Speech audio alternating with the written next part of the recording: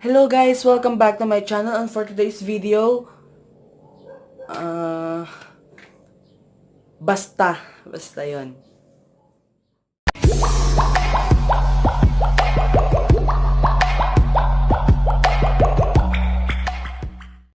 So ayun guys, isang panibagong video na naman po itong nagaganap.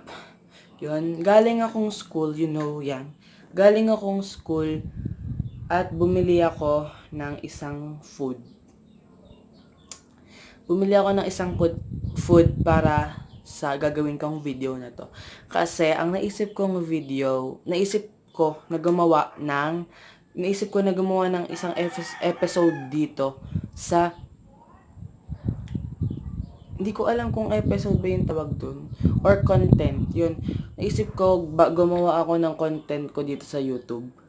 At gusto ko, kasi ako yung tipo ng taong mahilig sa pagkain. Kaya gusto kong gawing content ay taste test. Yun. Tapos, syempre, yung content naman na gagawin ko, hindi naman siya, sabihin ko lang na gagawa kong taste test.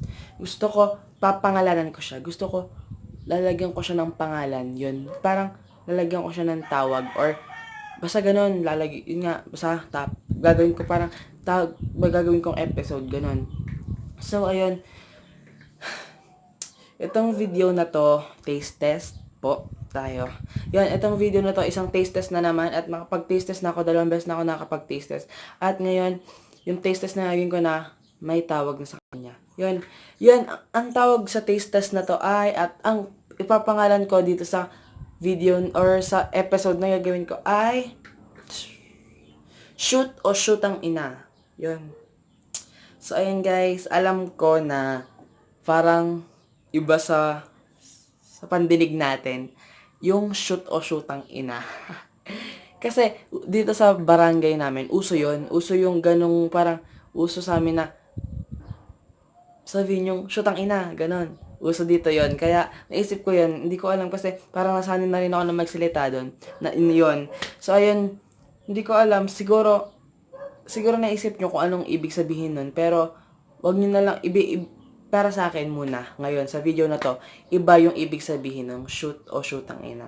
Pag shoot, guys, yung parang feeling na sakto, masarap, ganun.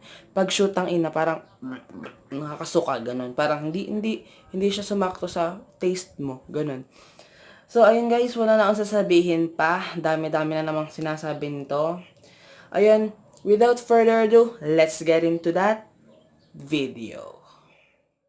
Ang ita-taste test ko nga pala, or ang first na ita-taste test ko sa episode na to, or titikman natin sa episode na to, ay from Jollibee. Guys, alam nyo ba, malapit lang naman kasi dito sa amin ang tindahan ng Jollibee. Kaya, dadayo pa ba ako sa ibang store? Kundi dito, ito na lang muna. Pag tikman mo na, kasi may bago, alam nyo naman siguro yung bago sa sa Jollibee. Kaya yun, titikman natin siya. Kung hindi nyo alam, ito na siya, titingnan natin. Bumili nga pala ako ng 3 nito. Hindi ko alam kung bakit 3 bit. Kasi, ang presyo niya, 29 pesos. Eh, kung bibili ako ng 3 sa 29, 87 pesos. Eh, kasi, ganito, pag bumili ako ng isa nito, 29 pesos. Pag bumili ako ng 2, ilan yon? O, pag-plus nyo na lang, basta yon. Pag bumili ako ng 3, hiwa-hiwalay, 89, 87, 89, 87 pesos. Yun, kaya, bumili na ako ng straight na 3 para 82 pesos lang siya doon. Kaya, mas nakamura ako ng 5 pesos. So, yun, dami na namang sinasabi nito. Yun, ito ang binili ko nga pala sa Jollibee at ang ating titikman ay ang mahiwagang ube pie. Yan. Guys, sabi sa mga napapanood kong video ng ibang YouTuber, masarap daw siya. Parang wow, ang sarap, ganto ganyan. Pero syempre magkakaiba naman tayo ng taste sa isa't isa. Kaya titikman ko rin siya, yan. Bala ko siyang tikman, kasi nga, parang naano nga ako na, hala, parang hindi ko ramdam na, bagay ba yung ube, dun sa, bagay ba yung ube dun sa, alam niyo yung, parang tinapay nito, ganun. Kaya, na-curious din ako na gusto ko siyang tikman, kaya ito. At syempre, hindi ko siya titikman ng akin lang. Syempre, kailangan kasama kayo para kung masarap man, bumili na rin kayo. Yan. Yan. So, dahil tayo feeling vlogger na, feeling magaling na dito sa vlog na to, ano muna natin yung packaging. So, ang packaging, wala namang pinagbago. Yun pa din. Ang problema lang, guys, ayan, sumakto ng parang nagkalaro ng konting lampas. Pero, wala mo na yun. Ayan, yung packaging naman, guys, ay ganun pa rin. Yan. Caution, feeling is hot. Ayan, feeling ko daw hot ako. Hindi po. Ayan, yun nga pala, walang pinagbago dito sa packaging. Ganun pa din. As usual, ganito ang packaging ng mga paisa, mga ube pie, mga ube pie, chokmalo paisa, Jollibee. Yan. At gusto ko na siyang tikman, guys. Ayan na siya. Ayan na siya. Ayan. Hindi siya amoy ube. Amoy yung, amoy ito, yung ganito, yung, yan. Amoy ganun. Ayan. Okay lang naman yung size niya. Hindi ko alam kung ganito rin kalaki yung ube pie dati. Or ube pie. Yung mga mango pie dati. Hindi ko alam kung ganito kalaki. Pero okay na naman sa ganitong kalaki. For 29 pesos, okay na rin. So, ayun guys, titikman na nga natin siya. Dami ko na namang sinabi.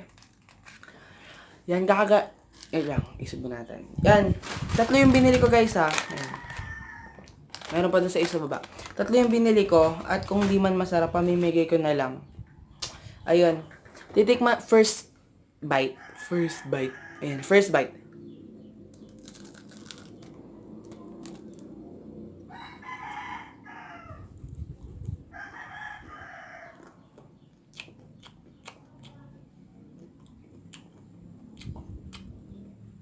Guys,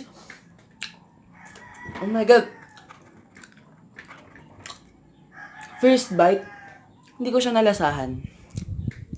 Nalasahan ko ito. Kaya, isang kagat pa sa gilala. Ang feeling niya, ang dami. Ang dami ng laman niya. Ang sarap. For 29 pesos, ang dami ng, in fairness, Jollibee. Ganda ng ginagawa nyo, ha. Ayun. Punong-puno siya. Nalampas pa, no? Main naman.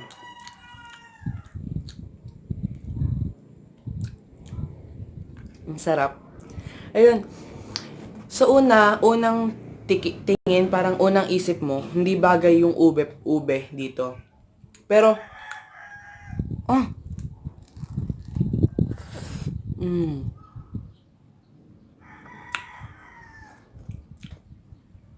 Pero pag tinikman mo na siya, guys, ang sarap.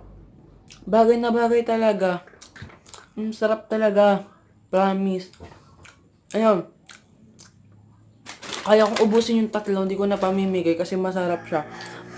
Ayun, guys, ang dami nga pala niyang laman. Tignan nyo, parang punong-puno yung laman niya sa loob. Kaya, Jollibee, shoot kayo sa akin, shoot. Itong ube pie na to, for me, kung i-rate ko siya ng 1 to 10, i-rate ko siya ng 9 or 8. 9 or 8, maalin sa dalawa. Hindi ko siya ma-rate ng 10 kasi hindi naman ako mahilig sa ube. Hindi ako mahilig sa, alam niyo, ube, basta yun, wag na pala. Ayun, hindi ako mahilig sa ube, kaya, pero masarap naman nung tinikman ko siya. Nasarapan ako. So, ayun guys, sa akin, shoot siya. Shoot siya sa akin. Kaya ayun, kung bumili na rin kayo nitong ube pie na to, yan. For 82 pesos na lang siya sa 3. Ayun, makakamura kayo ng 5 pesos. Kaya bumili na rin kayo. Tapos, kahit mahal pa siya, sabi natin mahal pa siya sa tatlo, 80, 82. Masarap naman siya, marami naman siya laman, yun. So, thumbs up kayo sa akin, Jollibee. Ube pie ng Jollibee. Ayun. Ang ikli lang ng video na to, no? Feeling ko ang ikli lang ng video na to. Ayun. At dahil may ikli na yung video na to, magkikwento muna tayo para humaba naman.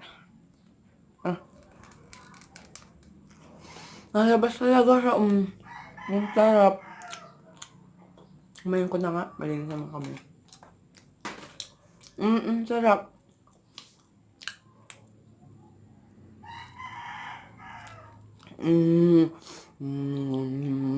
Sarap, guys. Sarap talaga. Hindi siya yung... Siyempre, alam naman natin na mas the best talaga ang peach mango pie kasi favorite ko yun sa Jollibee. Lagi ako nabili nun. Hindi naman sa lagi, pero kalimitan nabili ako nun. Kahit mga tatlo lang binibili ko, ganun. Ayun, ato, parang sa akin, yun sa Choco Mallow Pie kasi, hindi ko siya nagustuhan. Kasi, hindi po yung feeling niya. Tapos, yung parang hindi pala peach, Choco Mallow. Yan, yung parang, 'di ba, yung mallow niya, hindi ko gusto kasi parang basta may ibang taste ako sa kanya. Tapos kung sa akin, una yung mas pinaka-favorite ko yung peach mango pie, tapos etong ube pie, tapos yung Choco Mallow pie. Ayun, masarap, sobra. Malabas talaga siya. Pero, pangatlong araw na nga pala namin ngayon pumapasok. Pang-apat na pala itong pasok namin. And sa kasamaang palad, maganda naman yung kinalabasan ng pasok namin. Kasi, first day, sumayaw kami. And, maganda yung, naging successful naman yung sayo namin kahit hindi kami gano'n nakapag-practice. Nakapag-sayo naman kami ng maayos. Tapos, second day ng pasok namin, which is Monday na, kasi nawalan nga ng pasok ng Thursday. Kaya, Monday na yung second namin. Yung second na pasok namin ng Monday, orientation lang. And orientation lang sila. And ako kasi CAT officer ako. Nag-training ako for CAT officers and nakagraduate ngayon. Kami na yung nag-handle sa junior high school. Yun. Kaya yun, nung Monday naman, ang ginawa lang namin, nag-ayos sa by room, nag-add ng mga upuan sa by room, yun. And nung kahapon, Tuesday, ang saya kasi, nag-campaign kami, and ako, kinampaign ko 2 club. Yung isang club, TSG, which is more on teatro. Yung second ay ang martial club. And kung tutuusin guys, hindi talaga ako dapat martial club dahil lang sa CAT. Kaya ako nag-martial club kasi once na ikaw ay naging CAT officer, diretso martial ka na talaga. Ako 3 yung club ko. Bali 4 yung club ko guys sa school. CSG, which is Central Student Government, PRO ako. Tapos TSG, former president ako doon. Tapos Martial Club, wala naman akong pwesto doon. Pero part pa rin ako ng Martial Club. Tapos yung parang varsity, club din kasi yung varsity. Kaya yun, 4 yung club ko and yung tatlo bukod sa CSG, tawag doon, guest lang ako doon. Parang, makakasali naman ako, pero guest lang ako. Ganun. So, kasi, kailangan kong mas pinagpagtutuunan ko yung pagiging CSG ko kasi, buong junior ang hawak namin. So, ayun. Ang dami ko nang nasabi. Feeling ko, Mahaba na yung video na to. Yun. Bulin ko lang. So guys, thanks for watching this video. And kung nagustuhan nyo tong video na to, please, kung nagustuhan nyo tong video na to, please give this video a big thumbs up. And kung hindi po kayo nakapag-subscribe sa channel ko, mag-subscribe na kayo guys. And pindutin nyo na rin yung katabi ng subscribe button, which is yung notification bell, para ma-notify kayo sa every upload ko ng video. And guys, wish ko nga pala, sana makapag-upload ako ng video every week. Sana lang, sana. Cross fingers. Yun. And pagdasal nyo na rin ako guys na makapag-upload ako ng video every week. So yun guys, thanks for watching again this video. Yan, thank you talaga. And yun nga, sinasabi ko sa inyo na bumili na kayo ng ube pie kasi masarap talaga siya. Ayan, thank you again. Thank you. Hintayin nyo yung next video kung manood kayo. Bye!